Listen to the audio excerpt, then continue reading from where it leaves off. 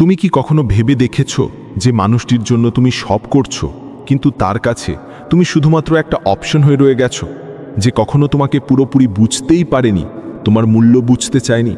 তুমি যা দিয়েছো তার থেকেও বেশি সে চেয়েছে, কিন্তু কখনো নিজেকে তোমার জন্য উজাড় করে দেয়নি।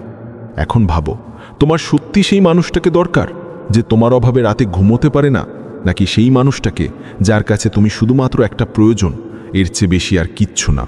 আজকের এই ভিডিওতে এমন কিছু তিক্ত সত্য নিয়ে আলোচনা করব যেটা হয়তো কেউ কখনো তোমায় বলেনি। কিভাবে তুমি নিজের মূল্য এমনভাবে তৈরি করবে যাতে তোমার অভাব তার মনকে পুড়িয়ে দেয়, কিভাবে সে তোমার কথা ভাবতে ভাবতে অস্থির হয়ে উঠবে, আর কিভাবে তুমি নিজেকে আর কখনোই দুর্বল হতে দেবে না। যদি তুমি সত্যিই প্রস্তুত হও নিজেকে বদলাতে, যদি তুমি চাও সেই মানুষটা দিনরাত শুধু তোমাকেই মনে রাখুক, তাহলে এই ভিডিওটা শেষ পর্যন্ত দেখো, কারণ এখানে কোনো অজুহাত নেই। আচ্ছা, তুমি কখনো কাউকে এতটা ভালোবেসেছ যে তার সকাল তোমাকে ছাড়া অপূর্ণ মনে হতো, তার রাতগুলো তোমাকে ছাড়া নিঃসঙ্গ?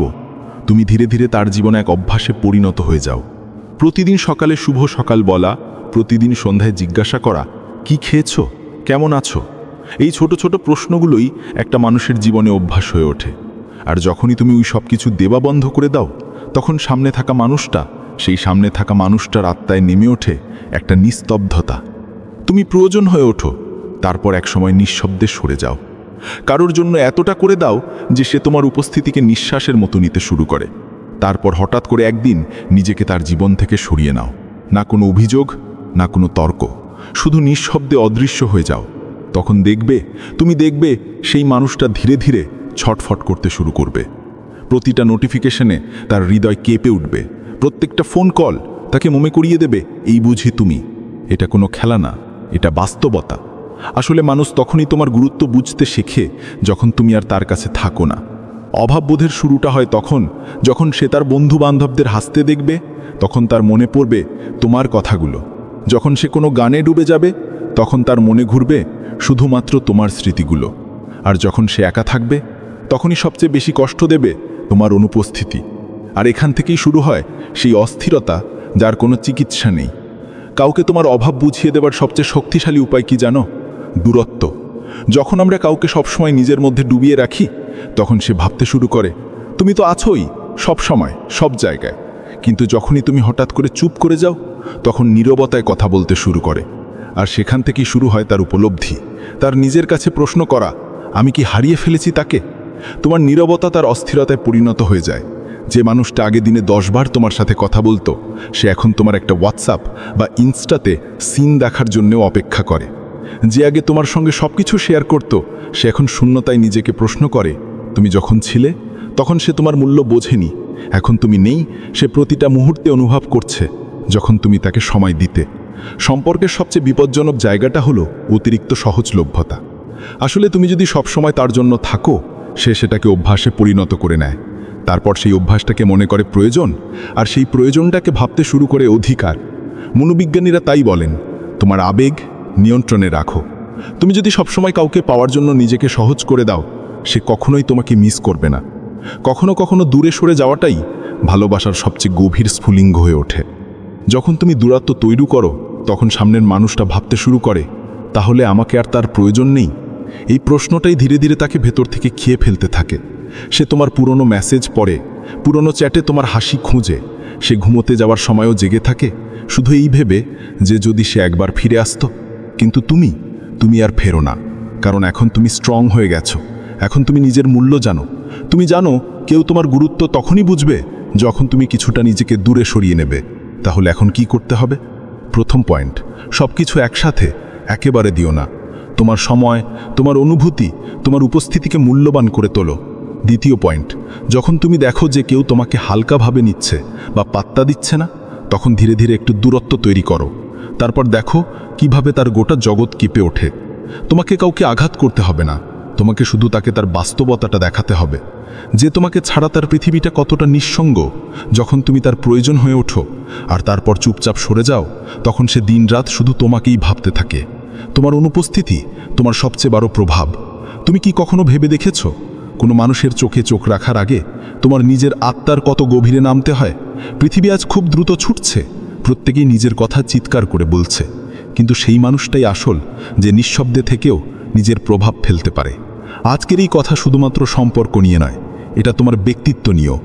যখন তুমি নিজের মধ্যে এতটা গভীরতা তৈরি করো যাতে কেউ তোমার পরিধিটাও মাপতে না পারে, তখনই তুমি তার মনে জায়গা করে নিও। তুমি চিৎকার করো না, তবুও সবাই তোমার কথা শোনে। নিজের উপর এতটা কাজ করো যাতে তোমার শান্তি অন্যদের অস্থিরতা হয়ে দাঁড়ায়। এর মানে কি? মানে তুমি এতটাই স্থির, এতটাই শান্ত, এতটাই গভীর হও যে সামনের মানুষটা নিজের ভেতরেই তোলপাড় অনুভব করে। একটা কথা মনে রেখো, শান্তির উপস্থিতি তুফানের অনুপস্থিতির চেয়েও শক্তিশালী হয়।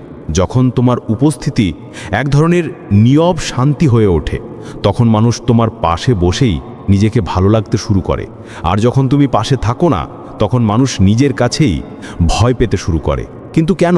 কারণ তারা তোমার মতো গভীরতা কোথাও খুঁজে পায় না। গভীরতা এমন কিছু নয় যেটা দেখানো যায়, ওটা শুধুমাত্র অনুভব করানো যায়।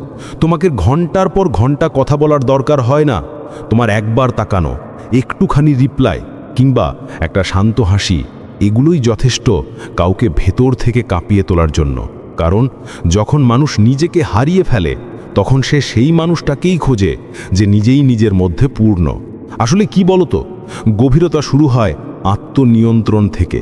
যখন তুমি প্রতিটা উস্কানিতে প্রতিক্রিয়া দাও না, যখন তুমি প্রতিটা আবেগকে প্রকাশে পরিণত করো না, যখন তুমি নিঃশব্দে থেকেও সবচেয়ে বেশি কিছু বলে ফেলো, সেখান থেকেই জন্ম নেয় আসল গভীরতা। আর মনোবিজ্ঞানীরা বলেন, তোমার আবেগের মালিক হও, না হলে যে কেউ তোমাকে তার পুতুল বানিয়ে ফেলবে। গভীরতার প্রভাব সম্পর্কেও বলেন, যখন তুমি তোমার সঙ্গীর সঙ্গে থাকো, তখন সে নিজেকে বোঝে। তুমি উপদেশ দাও না, বিচার করো না, তুমি শুধু শোনো। আর এটাই তোমাকে আলাদা করে দেয় সবার থেকে। এই পৃথিবীতে সবাই কথা বলছে, কিন্তু খুব কম মানুষই আছে যারা নিঃশব্দে থেকেও কারুর আত্মায় পৌঁছাতে পারে।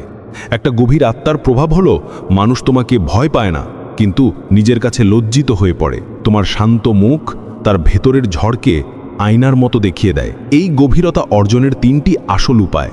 1. দৈনন্দিন আত্মপর্যালোচনা। প্রতিদিন রাতে নিজেকে জিজ্ঞাসা করো, আজ আমি কোন আবেগকে দমন করতে পেরেছি। 2. নীরব অনুশীলন। প্রতিদিন অন্তত 1 ঘন্টা কোনো কথা না বলে শুধু পর্যবেক্ষণ করো। নাম্বার 3. Emotional neutrality. কোনো সম্পর্কেই চরম প্রতিক্রিয়া দিও না, শান্তভাবে সামনের মানুষটাকে আয়না দেখাও। যখন তুমি এতটা গভীর হয়ে যাও, তখন সামনের মানুষটা নিজের শব্দে ভয় পেতে থাকে, কারণ তোমার শান্তি তাকে তার বাস্তবতাটা দেখায়। সে নিজেকে জিজ্ঞাসা করে, আমি এতটা অস্থির কেন? আর সেখান থেকেই শুরু হয় তোমার প্রভাব। তুমি হয়ে যাও তার চিন্তার কেন্দ্রবিন্দু। মানুষকে প্রভাবিত করা কঠিন নয়, কিন্তু নিঃশব্দে কারোর মনে জায়গা করে নেওয়াটাই আসল শক্তি।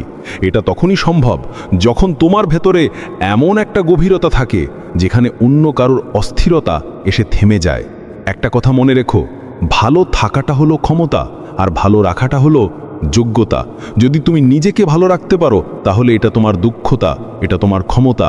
আর যদি নিজের পরিবারের মানুষগুলোকে ভালো রাখতে পারো, তাহলে এটা তোমার যোগ্যতা।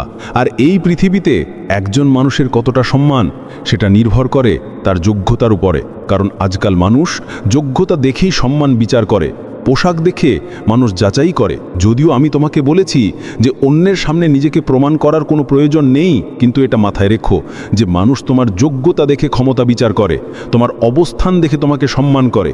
সুতরাং এখন তুমি নিজেও জানো যে তোমার কি করা উচিত। যদি চাও মানুষ তোমাকে শ্রদ্ধা করুক, যদি চাও পরগুলো আপন বলে দাবি করুক, যদি চাও মানুষ তোমাকে ভালোবাসুক, সম্মান করুক, তাহলে তুমি নিজেও জানো যে তোমার কি করা উচিত। তবে একটা কথা মনে রেখো, সময় এই পৃথিবীর সবথেকে বড় অ্যাসেট, এই পৃথিবীর সবথেকে বড় সম্পদ। আর সময়কে আমরা কেউ দেখতে পাই না, কিন্তু সময় আমাদেরকে অনেক কিছু দেখিয়ে দেয়। সময়ের অপচয় রাজাকে ভিখারি বানিয়ে দেয়, আর সময়ের সঠিক ব্যবহারও ভিখারিকে রাজার মর্যাদা দেয়। এখন এটা তোমার সিদ্ধান্ত, তবে কখনো অন্যের জন্য নিজেকে বদলাতে যেও না। নিজের পরিবর্তনটা নিজের জন্য হওয়া উচিত, কারণ তোমার পরিবর্তনের ফলে তোমাকে অ্যাকসেপ্ট করা মানুষগুলো তোমার খারাপ সময়ে সঙ্গ দেবে না, তোমার খারাপ সময়ে তোমার পাশে থাকবে না।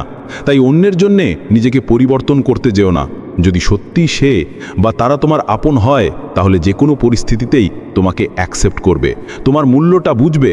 আর আমি তো বলবো, নিজের ভালো রাখার দায়িত্বটা নিজেই নিতে শুরু করো। কারণ যখন মানুষ এটা বুঝে যায় যে তুমি কারোর ওপর অনেক বেশি নির্ভরশীল হয়ে গেছো, তখন অবহেলার মাত্রাটা প্রচুর পরিমাণে বেড়ে যায়, অসম্মানের মাত্রাটা প্রচুর পরিমাণে বেড়ে যায়, অপমানের প্রবণতা বেড়ে যায়। সময় যতই এগোবে ততই এটা বুঝতে পারবে এই পৃথিবীতে কেউ কারোর নয়, সবাই নিজের লড়াইটা লড়ছে। কেউ তোমার জন্য 1 ইঞ্চি জায়গাও ছেড়ে দেবে না। তোমাকে তোমার জায়গাটা নিজেকেই তৈরি করে নিতে হবে। কিছু অভ্যাস নিজের মধ্যে তৈরি করাটা প্রয়োজন, কিছু অভ্যাস নিজের মধ্যে গড়ে ওঠাটা প্রয়োজন। যেমন ধরো, যদি কেউ দোষ করে আর সেটা যদি তোমার ক্ষমার অযোগ্য না হয়, তাহলে তাকে ক্ষমা করে দাও। আর যদি তুমি কোথাও দোষ করো, তাহলে ক্ষমা চেয়ে নাও। কারণ যে দোষ করে ক্ষমা চায় সে খুবই সাহসী, যে প্রতিশোধ না নিয়েই ক্ষমা করে দেয় সে খুব শক্তিশালী, আর যে সব কিছু ভুলে যায় সে মহাসুখী।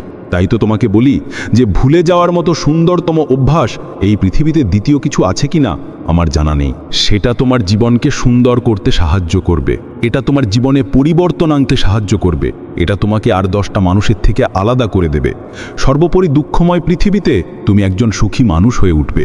একটা কথা মনে রেখো, আমাদের জীবনটা কেমন হবে এটা যতটা পরিকল্পনার উপরে নির্ভর করে, তার থেকেও বেশি পরিস্থিতির উপরে নির্ভর করে। কারণ পরিস্থিতি আমাদেরকে এমন কিছু জায়গায় দাঁড় করিয়ে দেয় যেখান থেকে পরিকল্পনা বৃথা বলে মনে হয়। আর এটা তো সত্যি, এ বিষয়ে তো কোনো সন্দেহ নেই যে মানব জীবন আনস্ক্রিপ্টেড। এখনকার বেশিরভাগ জিনিসই আমাদের পরিকল্পনা অনুযায়ী হয় না। আমরা কি ভাবছি সেটার উপরে সব কিছু নির্ভর করে না। তুমি কত বয়স অবধি পড়তে পারবে, তুমি কত উপার্জন করতে পারবে, এই সব কিছু পরিস্থিতির উপরে নির্ভর করে। আর পরিস্থিতি ভালোও হতে পারে, খারাপও হতে পারে। তবে যখন খারাপ হবে তখন ভয় পেও না, কারণ যে কোনো পরিস্থিতি পরিবর্তনশীল। যদি তুমি সাহসী হয়ে ওঠো, যদি তুমি সাহসিকতার পরিচয় দিয়ে থাকো, আর নিঃসন্দেহে তোমার মধ্যে সেই ক্ষমতা আছে, যতটা ক্ষমতা তোমার জীবন সুন্দর করার জন্য প্রয়োজন, আর সেই ক্ষমতা যাচাই করার জন্য খারাপ পরিস্থিতি আসাও প্রয়োজন।